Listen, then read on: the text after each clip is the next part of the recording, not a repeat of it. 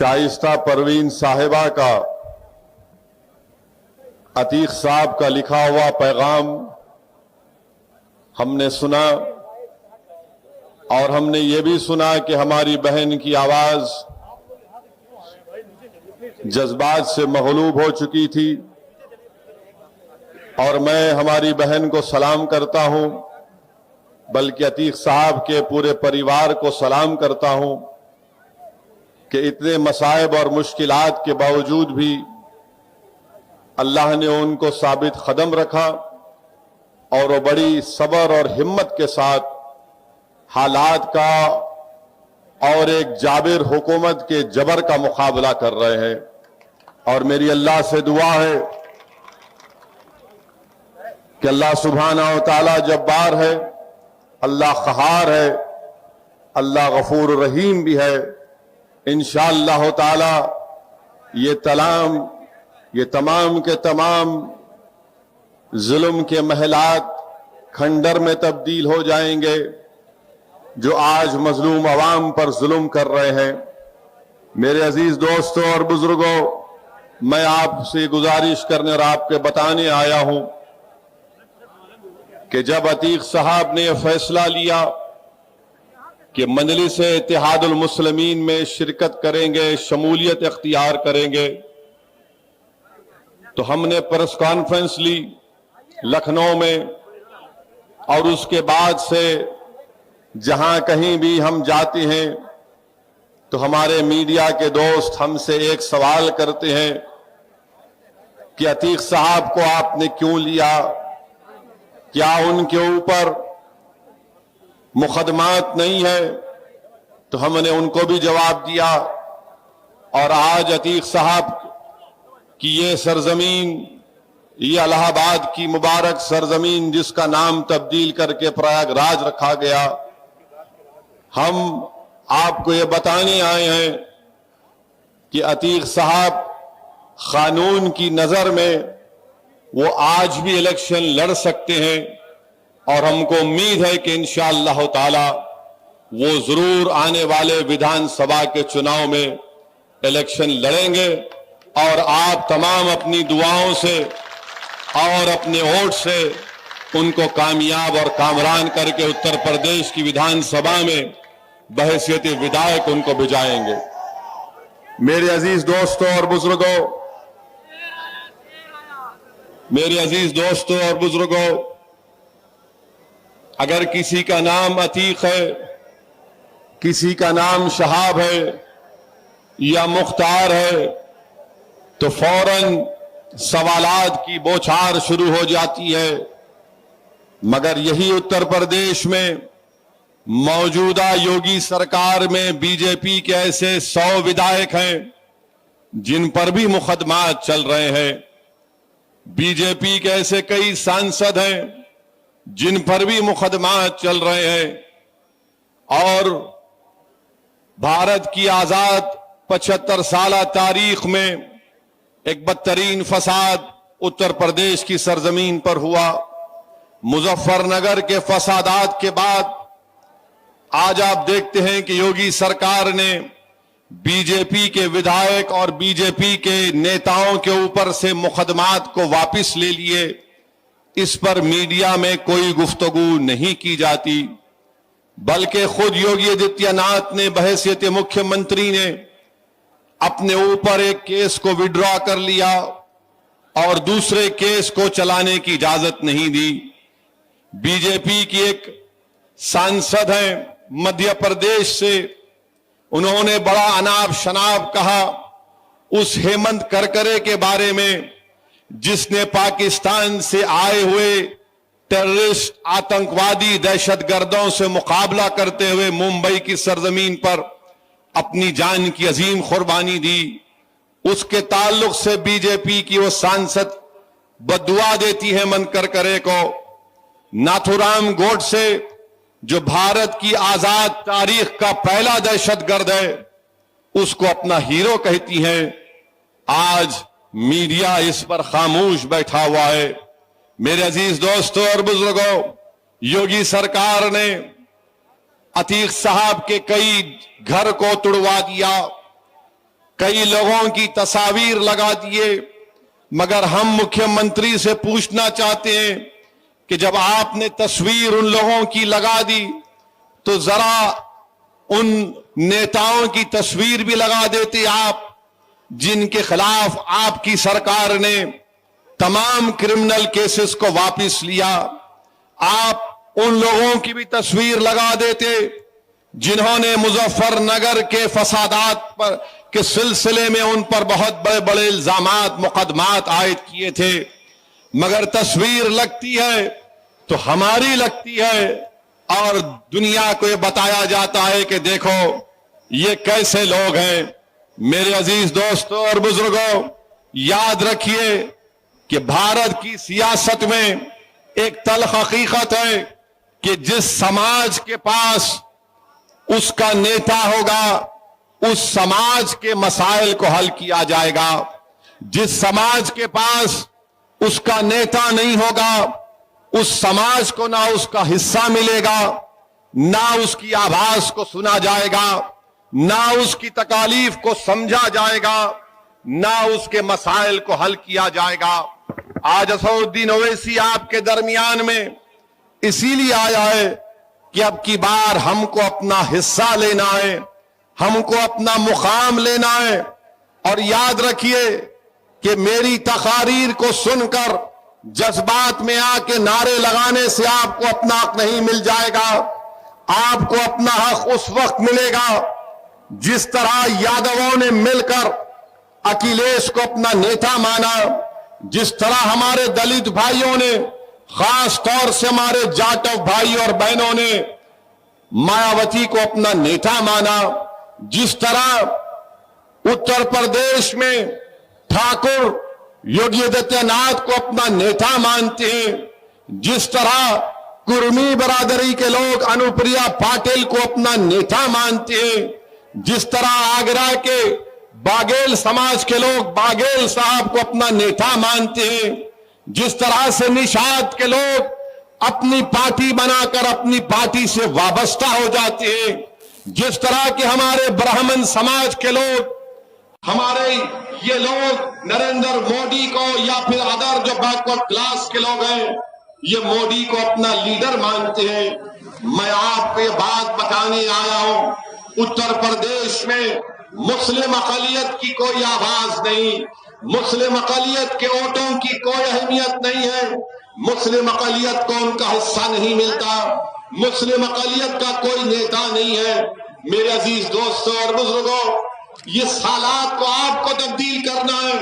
याद रखो, कोई आसमान से उतर कर नहीं आएगा, कोई नीचे जमीन से निकल कर नहीं आएगा, बल्कि आपको इन हालात को तब्दील करना है।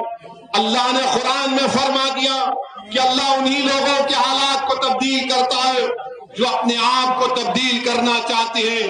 अगर आप तब्दील करना चाहते हैं, अगर आप एक करवट लेंगे तो मुझे यकीन है कि इंशाअल्लाह ताला उत्तर प्रदेश में इनकलाब बर्पा होगा। और मैं आपसे वादा कर रहा हूं,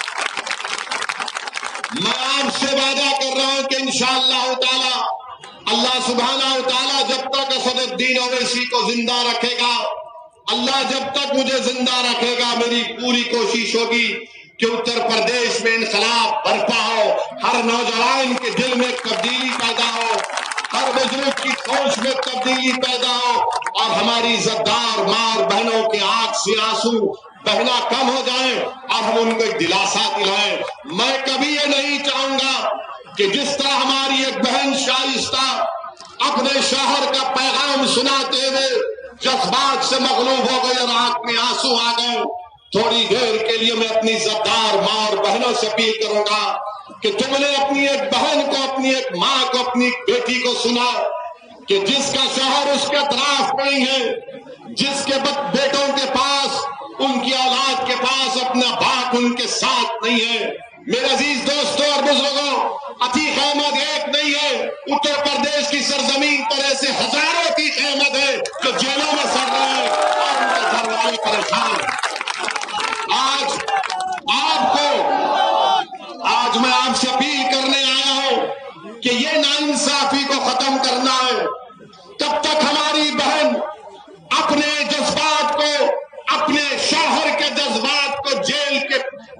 से पढ़कर यहां पर सुनाएंगे। कब तक हम लोग ये नाम निहाद सेकुलर पार्टियों के डर से, खौफ से जिंदगी गुजारेंगे? कब तक हम बीजेपी से, मोदी से, आरएसएस से डरेंगे?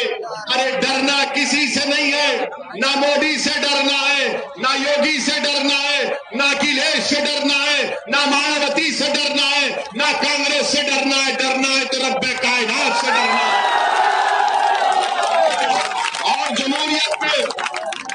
और जमहूरियत में भारत के संविधान ये कहता है कि किसी को डरना नहीं है।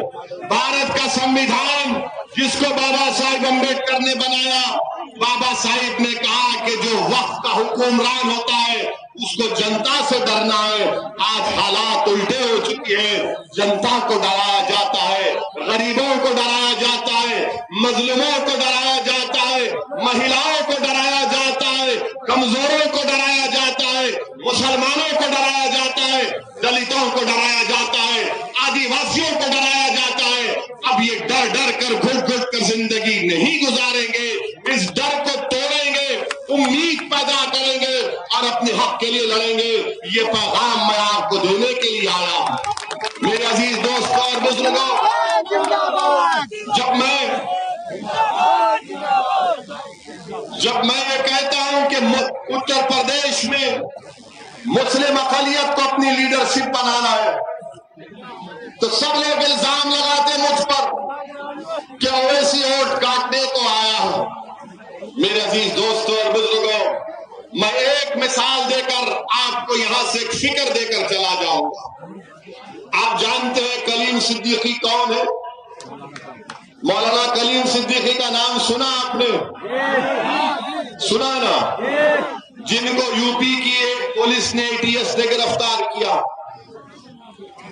अब हमको पिछले 3 दिन से रोज कोई ना कोई एसएमएस करता है, व्हाट्सएप करता है, फोन करके पूछता है, ओवैसी साहब कब बोलेंगे?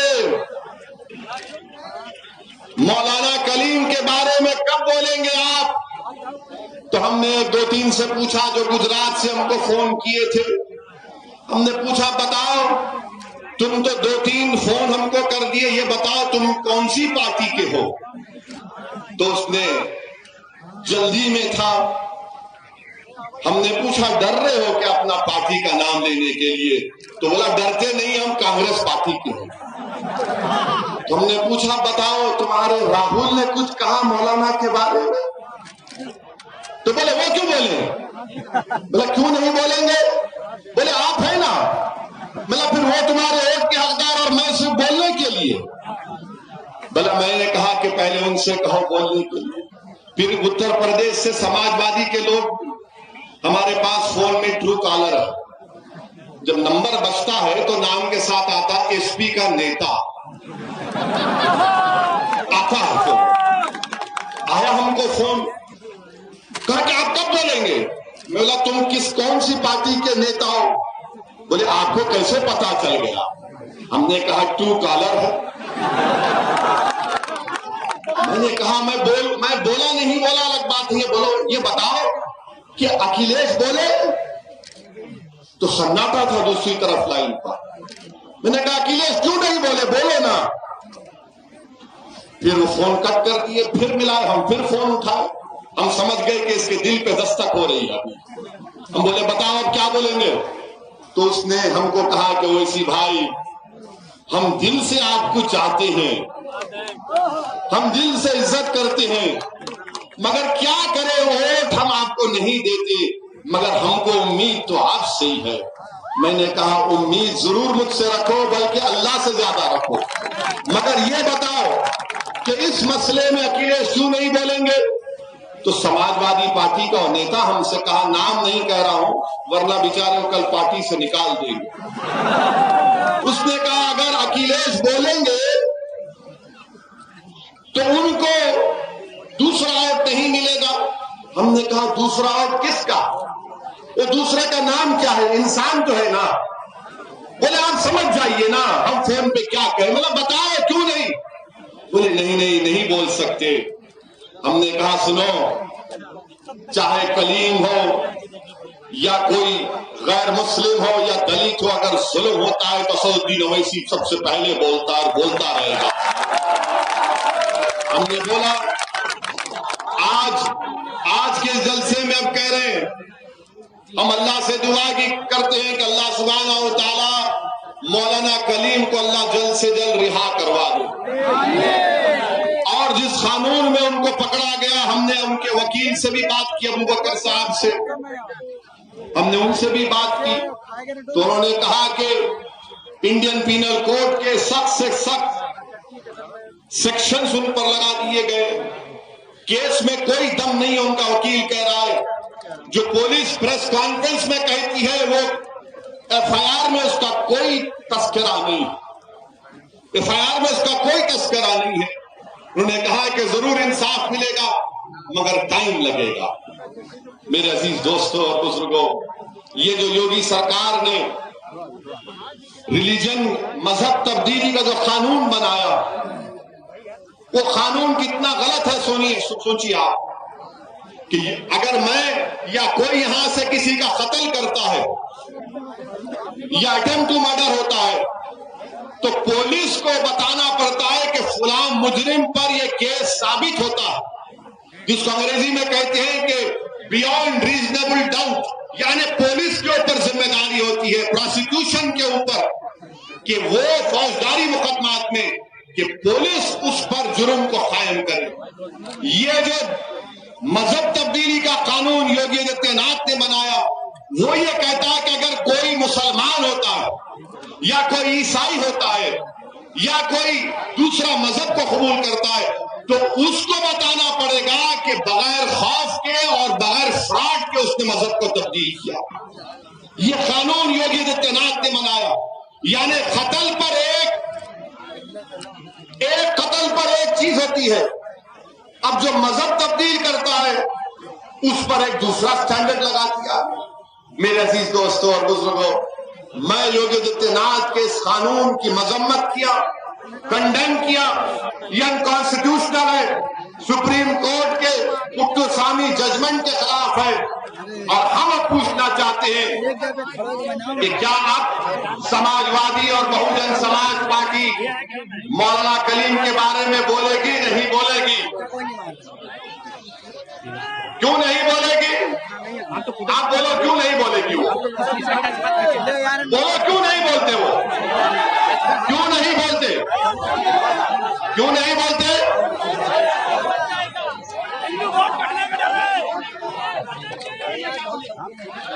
क्यों नहीं बोलते? वो बेटे में वोट नहीं मिलेगा। हाँ, ये बात, वोट नहीं मिलेगा। तुम्हारा वोट मिलेगा क्योंकि तुम क्या कैदी हो उन लोगों के?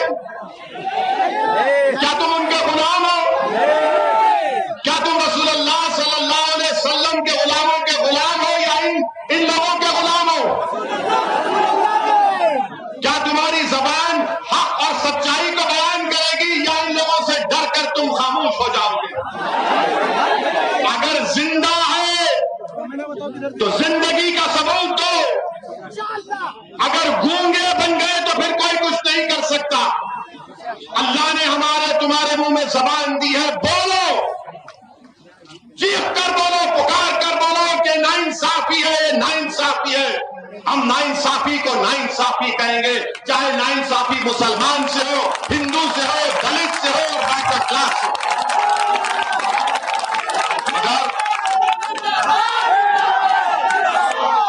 सुनिए, अरे शेर आ गया, खड़ा हुआ है ना, सुनो।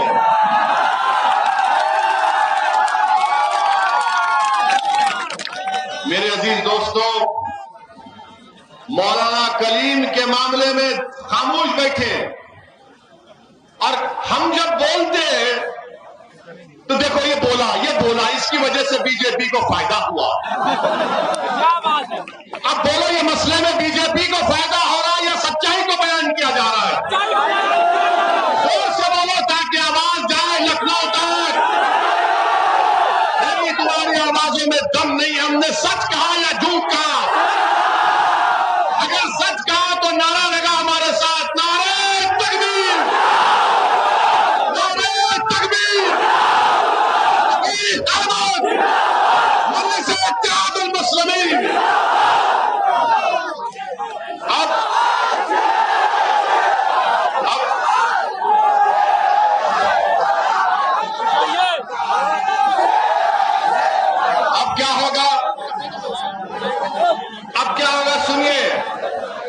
आपको बता रहे हो कल क्या होगा या शाम तक क्या होगा। ये समाजवादी पार्टी में ये जो हमारे मीर जाफर मीर सादिक बैठे हुए हैं ना,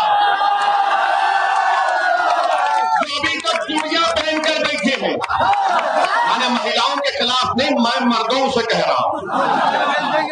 चलिए चूड़ियों का जिक्र नहीं करते बल्कि खामोश बैठे हैं। शाम से मीडिया को बुलाएंगे, आइए आइए हमारा बयान लीजिए, हम मौलाना के साथ हैं, हम मौलाना के साथ हैं। हम जब बोल दिए तो वहां से अखिलेश का और बहन जी का फोन जाएंगे, ए बोलो ना, वो इस टोपी वाला बोलकर गया, तुम लोग बोलते नहीं हो।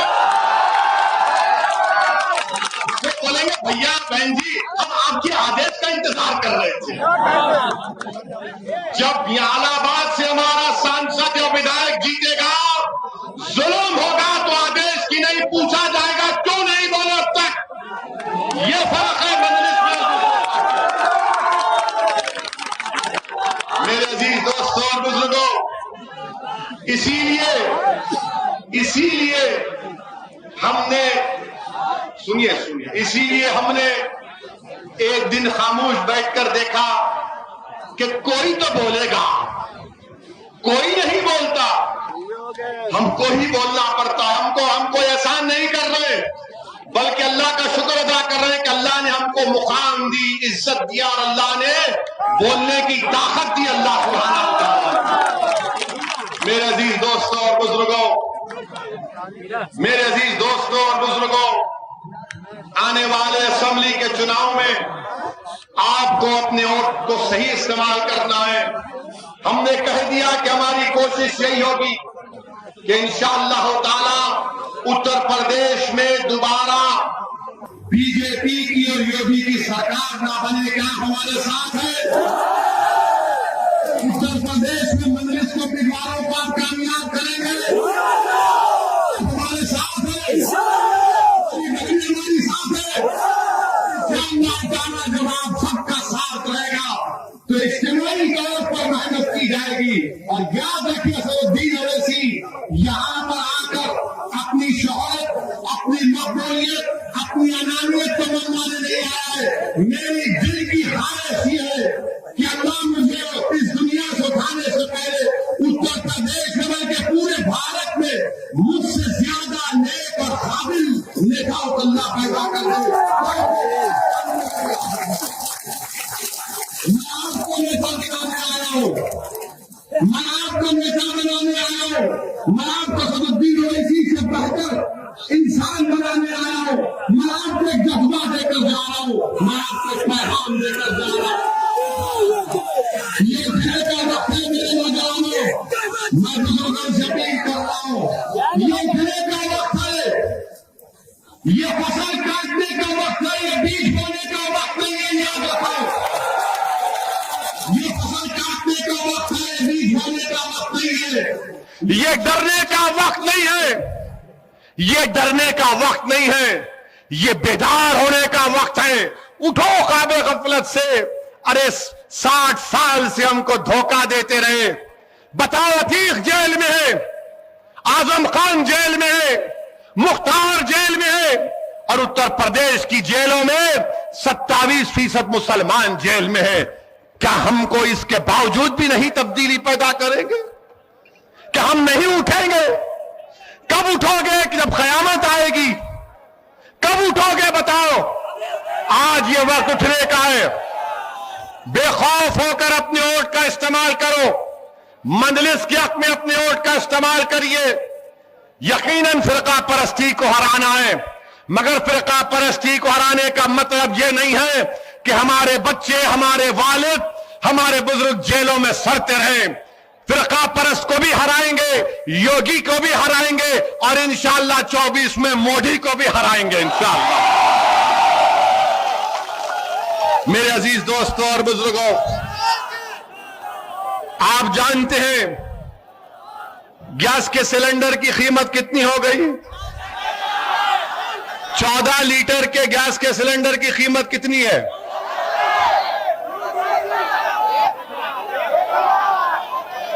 885-900 रुपये है।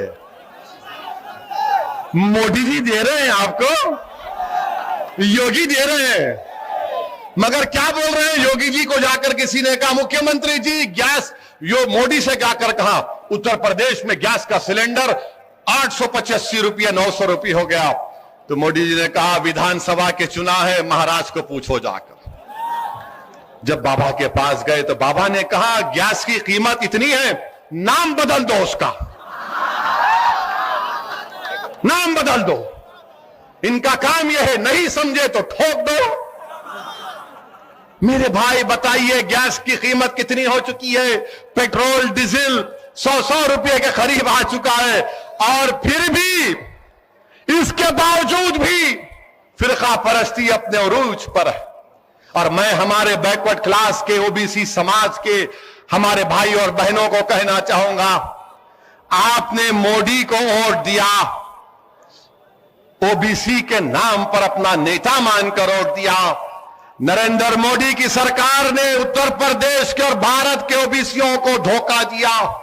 सुप्रीम कोर्ट में एफिडेविट डालती है और डालकर मोदी सरकार कहती है कि कास्ट सेंसस नहीं हो सकता, कास्ट सेंसस नहीं हो सकता, जाति की बुनियाद पर जंगरंगा नहीं की जा सकती, ये मोदी सरकार ने कहा। मैं पूछना चाहता हूं ओबीसी समाज के लोगों को, जिसने मोदी को झोली भर भर के वोट दिए, बताओ क्या आपसे धोखा नहीं किया जा रहा है? इस मुल्क में पेड़ों का गिनती होती है, शेर की गिनती होती है, जानवरों की गिनती होती है, बैल और भैंस और गाय बकरियों की गिनती होती है। अगर किसी की गिनती नहीं होती तो हमारे ओबीसी भाइयों की नहीं होती। आज ये ओबीसी भाइयों को भी समझना पड़ेगा कि कैसे मोदी की सरकार आपको धोखा दे रही है। मेरे अजीज दोस्तों और बुजुर्गों, मेरी आपसे यही गुजारिश है कि आने वाले विधानसभा के चुनाव में अपना एक वोट मंजलिस के हक में इस्तेमाल करिए। लोग हमसे सवाल करते कि क्या आप इन लोगों से अलायंस करने के लिए तैयार हैं? अरे हम तो तैयार हैं। आप बात करने को तैयार हैं तो आओ हम बात करेंगे। अगर आप नहीं बात करेंगे तो भी हम इलेक्शन लड़ेंगे इंशाअल्लाह ताला। हमको पूरा भरोसा है परवरदिगार पर, आपके ऊपर, कि इस बार इंशाअल्लाह ताला उत्तर प्रदेश में मुस्लिम अक़लियत, दलित और कमजोर तबकात मिलकर एक इनकलाब बर्पा करेंगे। हमने बहुत वोट दे दिया, कांग्रेस को दिया, सपा को दिया, बीएसपी को दिया, मगर आपने अतीक साहब की जबान से सुना कि कैसे जिंदगी भर उन्होंने इन लोगों को मुख्यमंत्री बनाया। एक नहीं, एक एक परिवार के दो दो लोगों को बनाया, और बनाने के बाद आज मसाइब और मुश्किलात में उनको डाल दिया गया। मेरे अजीज दोस्तों और बुजुर्गों, पूरे एतमाद के साथ आने वाले चुनाव में मंजलिस के हक में अपने वोट का इस्तेमाल करिए। अभी तकरीर आदि किया हूं, जब विधानसभा का चुनाव होगा उसको पूरी करूंगा आकर इंशाअल्लाह ताला। तो आपसे रुखसत चाहते हैं। बहुत बहुत शुक्रिया। वाखिर दावन अल्हम्दुलिल्लाहि रब्बिल आलमीन।